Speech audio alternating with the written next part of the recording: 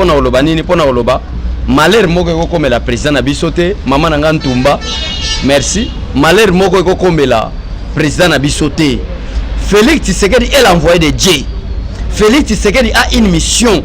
Quand Dieu ouvre quelqu'un pour une mission et c'est une mission on est comme on a souka pour nous en retirer en France mais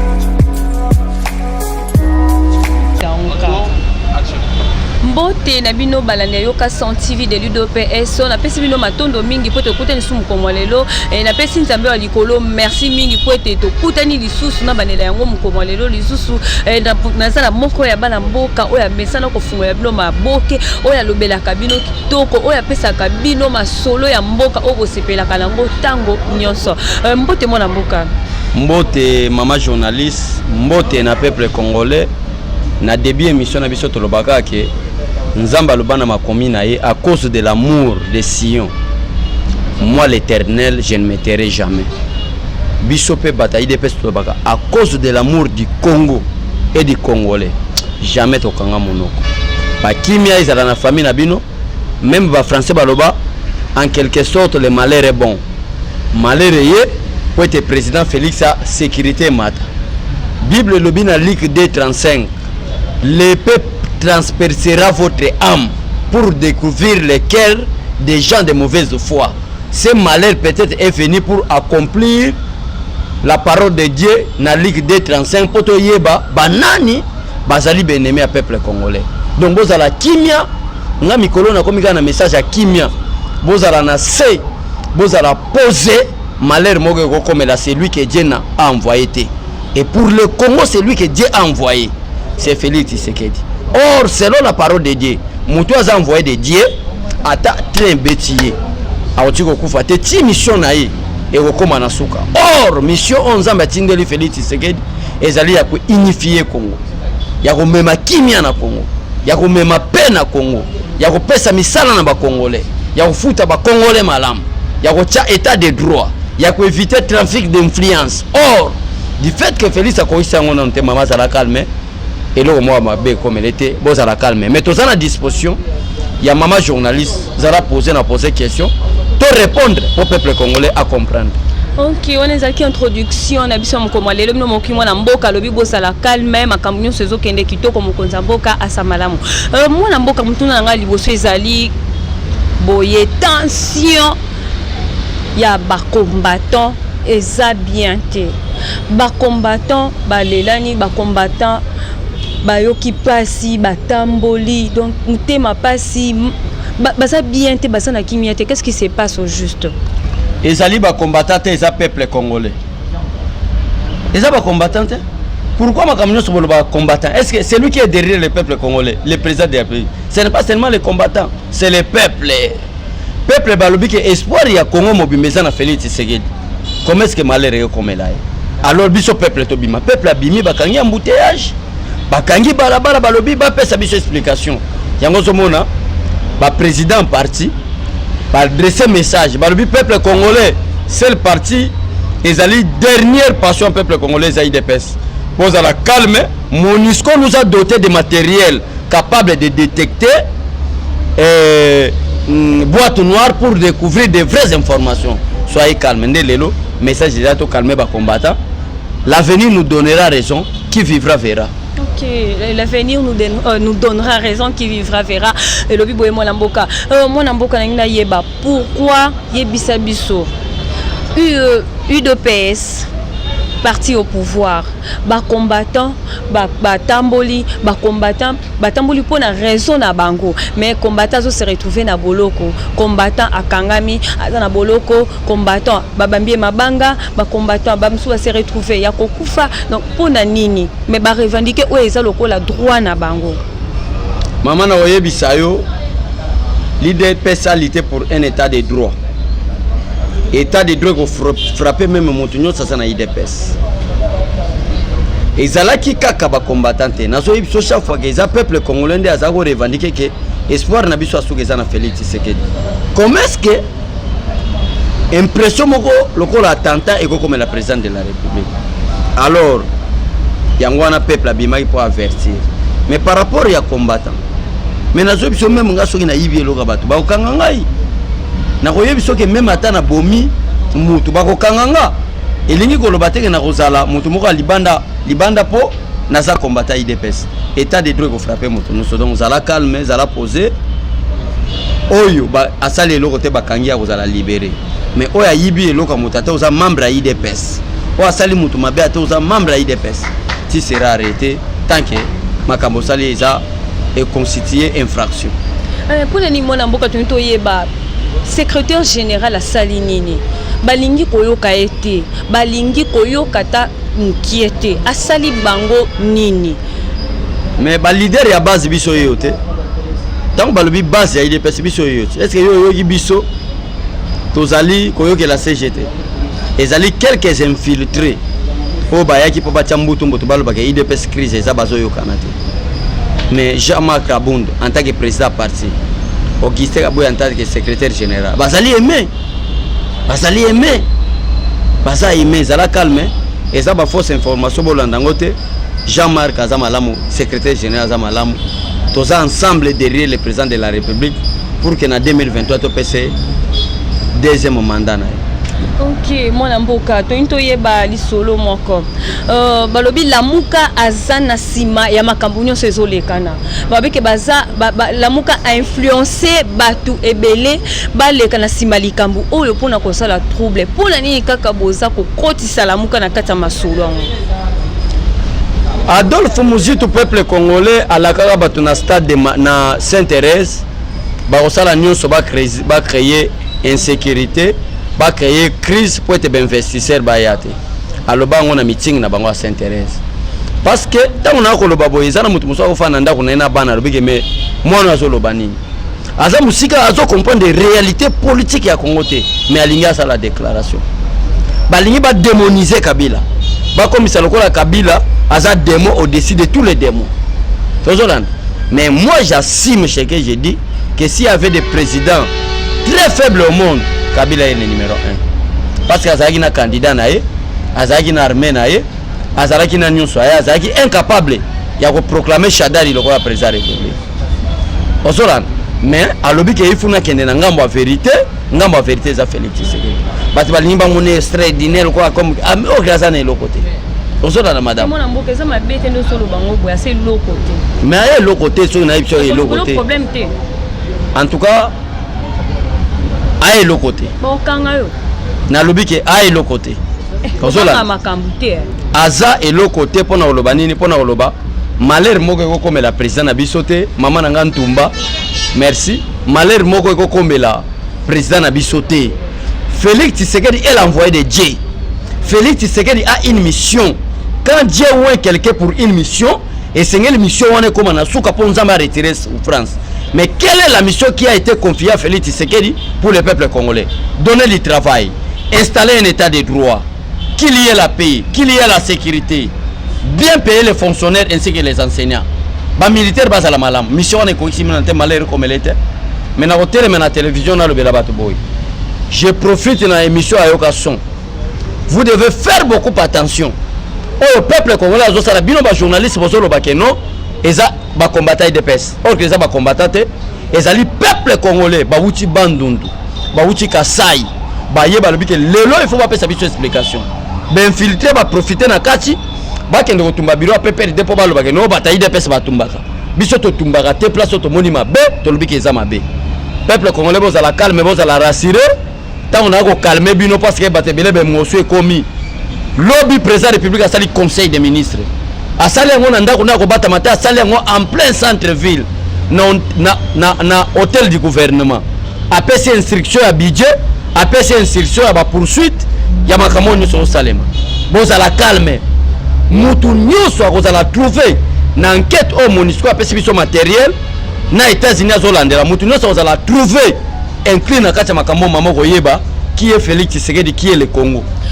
Ok, bilmo boki ndenge mwana mboka uti koloba tozaka na kati ya kofungolela bino masolo. Excuse maman journaliste, pour peuple qu'on a avertir bino que IDPS est comparable à la sortie des enfants d'Israël en Égypte. Si vous voulez comprendre la lutte de l'IDPS, vous devez lire la Bible. Si vous avez la Bible, vous comprendre les réalités Félix Azosala Siko Ezate. Premièrement, vous voyez que le peuple d'Israël en Égypte a été libéré. Quand on a commis ensemble le biais, Dieu frappe la malédiction de première génération jusqu'à la quatrième génération. Et maintenant le Congo est à la dernière malédiction de la dernière génération qui est la quatrième. Maintenant, un peuple qui a été déjà libéré comme les Congolais, personne ne peut les poursuivre. Par exemple, dans la Bible, Bana Israël a été libéré. Na batrocité au pharaon azako peta bango. Mais tango baeko nzamba libéré bango na maboka pharaon. Pharaon akufa kité. Pharaon nzamba batela kié. Mais bino ba journaliste boko ko se poser question te nini memaki pharaon na liwa. Et loko memaki pharaon na liwa après avoir eu l'intention ya ko poursuivre le peuple qui a été déjà libéré ne memaki liwa na mer rouge.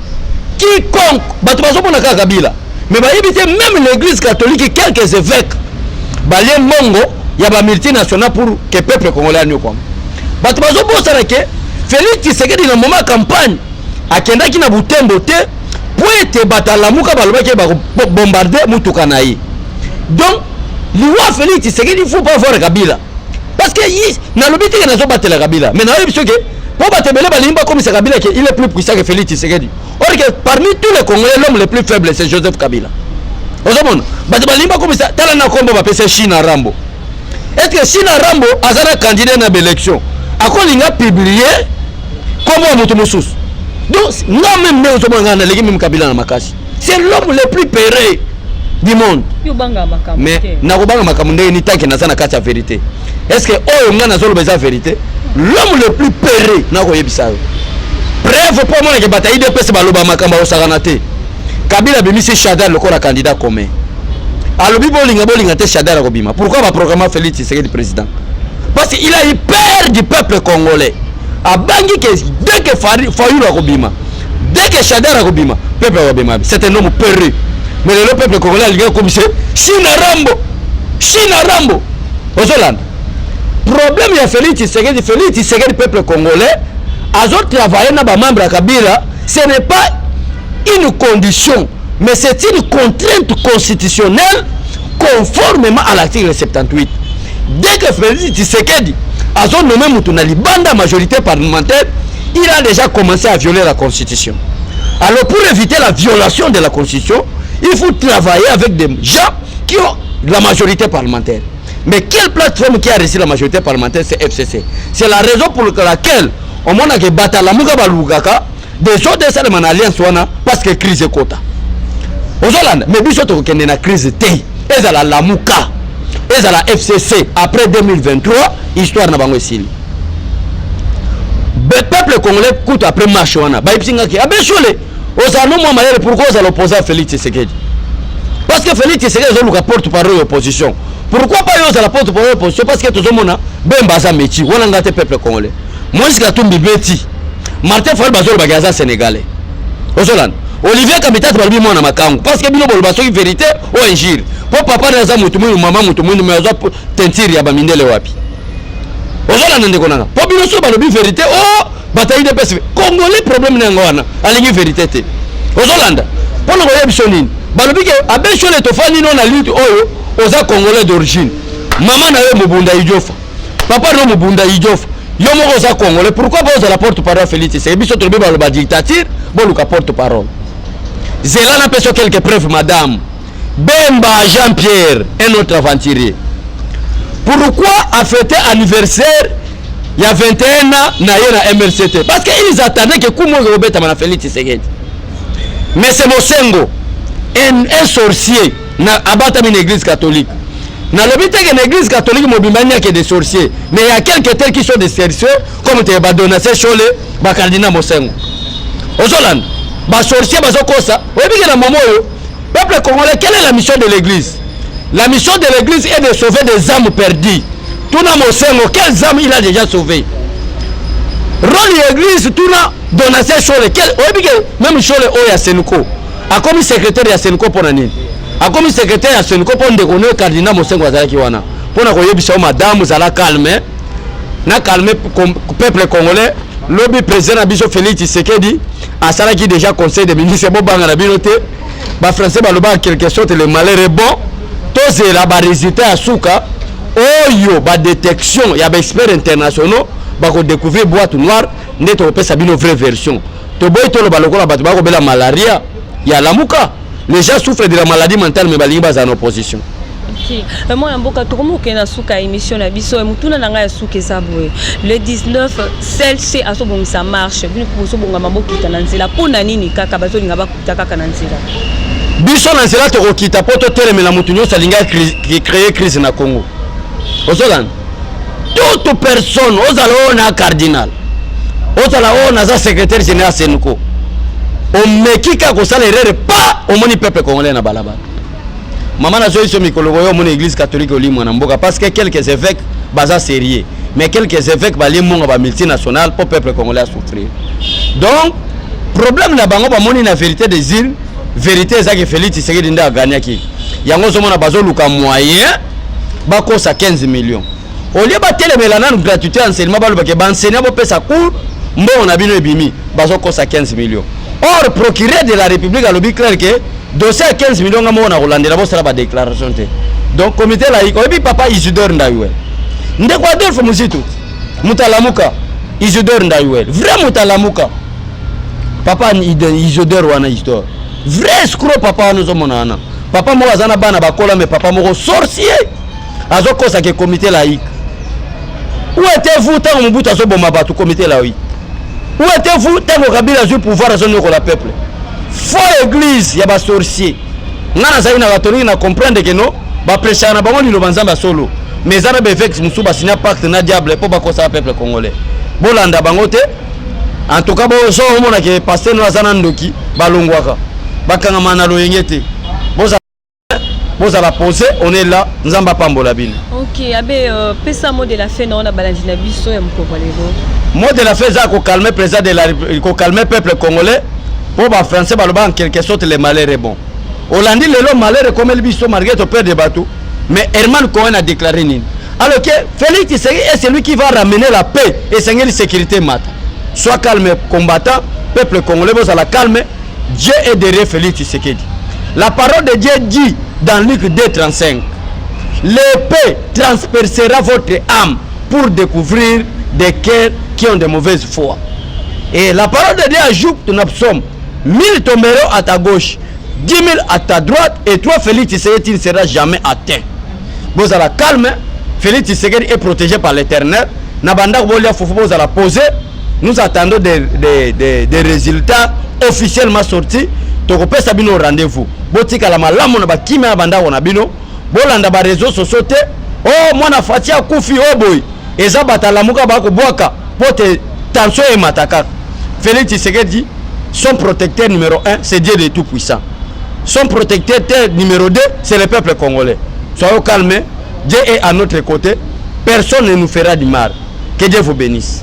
Numéro non mon amboka. Oui, on a lieu contacter plus 243 82 0320 142 plus 243 82 0320 142. Zamba Pambola Bino, Maman Angèle Mpumbu, Maman Vicky Mbouibeya, Maman Chantal Rogerio, Vieux Jean-Paul Wasingu, Bandeko Nyonso, Papa Nanga Nick Mukamba na Lubumbashi, PDG Nico Business na Lubumbashi, Papa Nanga Constantin Sileki, Bose Belé. Vraiment merci Nabino. Ndenge un moment donné, bokanisa ko soutenir biso. Nzamba Pambola Bino parce que oya semé passe li pamboleza à cause de sentiple. Vraiment Nzamba Pambola Bino botika la nakimi. Ah OK, on est qui mot de la fin ya ben cholé Je suis à la fin de mon émission d'aujourd'hui. Na pesi matondo mingi na balandi na biso ya Yokason TV de l'UDPS. C'était Fatou Tchamala, votre humble servante. Je dis un grand merci à tous nos diasporas. Je dis un grand merci à tous nos partenaires. Na pesi bino matondo mingi poete bolanda kabiso tango nyonso ba vu na bino ba commentaire na bino et pesa kabiso makasi poete to continuer ko sala kaka musala malamu et je vous dis bye bye et à la prochaine.